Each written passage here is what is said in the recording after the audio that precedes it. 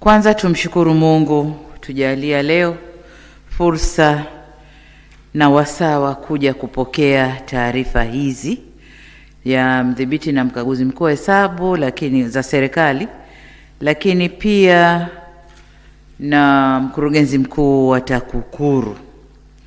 Lakini pili, ni washukuru wote mliokuja kwenye shughuli hii, na la tatu, nami niongeze baraka zangu kumtakia heri mzaliwa leo wa CAG. Ndugu zangu waheshimiwa, tumekutana hapa kutekeleza jukumu la kikatiba kwa mujibu wa ibara ya 143 kifungu kidogo cha 4 kumtaka CAG kuwasilisha taarifa ya ukaguzi wa hesabu za serikali kwa rais. Lakini tukajiongeza siku kama leo pia tunapokea taarifa ya taasisi ya kuzuia na kupambana na rushwa.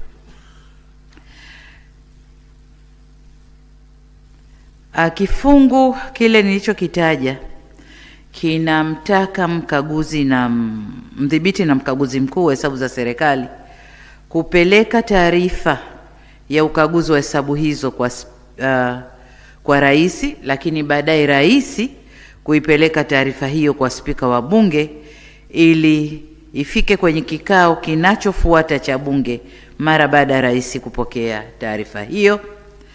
Lakini vile vile ni waahidi kwamba kama alivyosema mkaguzi mkuu wa hesabu za serikali, serikali haijawahi kuchelewa kupeleka taarifa hii, kwa taarifa hii nayo nitaipeleka kwa wakati, na nikuombe Mheshimiwa Spika mkaishughulikie vilivyo na nyinyi kwa wakati. Lakini nitumie fursa hii pia kumshukuru sana na kumpongeza mdhibiti na mkaguzi mkuu wa hesabu za serikali, management na watumishi wote kwenye ofisi za CAG kwa kazi kubwa na nzuri iliyofanyika. Kwanza wamefanya kukagua hesabu za fedha, taarifa tumeisikia hapa, lakini wamekagua ufanisi wa miradi na ufanisi wa taasisi na programu mbalimbali. Wamefanya kazi za kiuchunguzi, kuchunguza mambo kadhaa ambayo wamepelekewa, lakini vile vile wamefanya kaguzi za mifumo ya tehama kama inafanya kazi vyema na inafanya kazi inayotakiwa. Lakini pia wamefanya ukaguzi kwa njia ya real time audit au uchunguzi maalum kwa wakati maalum kama walivyoombwa na taasisi mbalimbali, lakini pia na serikali. Sasa niseme kwamba ukaguzi uliofanywa unatupa taswira ya matokeo ya hatua zinazochukuliwa na serikali katika kuziimarisha taasisi za umma. Jitihada kadhaa zinafanywa kuziimarisha taasisi za umma ili ziweze kutumia vizuri rasilimali za serikali, lakini kufuata taratibu zinazotumiwa katika matumizi ya rasilimali hizo.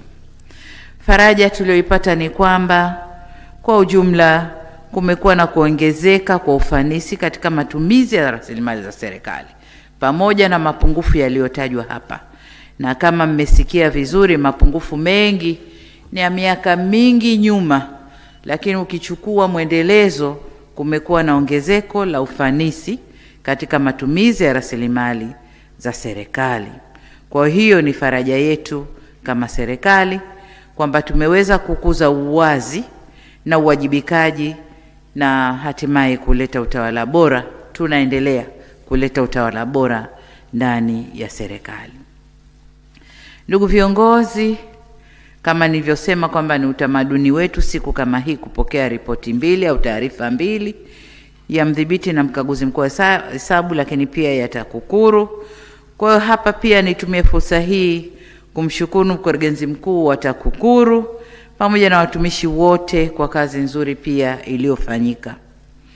Taarifa ya TAKUKURU imeashiria kuongezeka tena kwa ufanisi kwa aina mbili. Moja, ufanisi ndani ya TAKUKURU yenyewe. Miaka 5-6 iliyopita taarifa hii ya TAKUKURU ingekuwa ina vitu vingi vya kuulizana mbona, lakini taarifa hii imeonesha kabisa kwamba TAKUKURU sasa wanafanya kazi, wamepunguza mapungufu yao na wanafanya kazi kuendana na taratibu wanazotakiwa kufanya kazi, na ndio maana wameweza kuona yote haya na kuyafanyia kazi. Lakini la pili, taarifa ile imeonesha kukuza ufanisi ndani ya taasisi zetu za umma, na ameonesha comparison, mwaka huu ilikuwa hivi, mwaka huu ilikuwa hivi, lakini pia kuyanyanyua Tanzania kutoka nafasi iliyokuwepo kwenye mapambano dhidi ya rushwa na kupanda juu kidogo, lakini tumepanda, na hii ni ishara kwamba kazi nzuri inafanyika ndani ya taasisi zetu. TAKUKURU imetuambia mambo kadhaa. La kwanza ni hilo la kwamba ufanisi umekuwa ndani ya taasisi zetu, lakini la pili ni matumizi ya mifumo na tehama, kwamba kwa kiasi fulani sasa tehama inatumika ndani ya taasisi zetu, lakini ina mifumo iliyowekwa ndani ya taasisi nayo inafuatwa, na kwa kiasi kikubwa kupunguza yale mapungufu au kasoro zilizokuwa zikijitokeza huko nyuma. Lakini pia wametuambia kuna kiwango kikubwa cha kukuza ufahamu na kujenga ujasiri kwa wananchi wa Tanzania kwa ujumla, kufahamu rushwa ni nini na kujenga ujasiri wa kuisema kama tulivyoona kwenye documentary. Lakini jengine wanalolifanya na ni kubwa la msingi, kujenga uelewa wa mapambano ya dhidi ya rushwa kwa vijana wetu shule za msingi mpaka vyuo, na hii ndio kazi kubwa ya kufanya. Wanasema udongo upate ukiwa umajimaji ndio utaweza kufinyanga vizuri. Mimi na nyinyi hapa tukihubiriwa mambo ya rushwa yanaingia huku, lakini likiingia jengine la rushwa limetoka.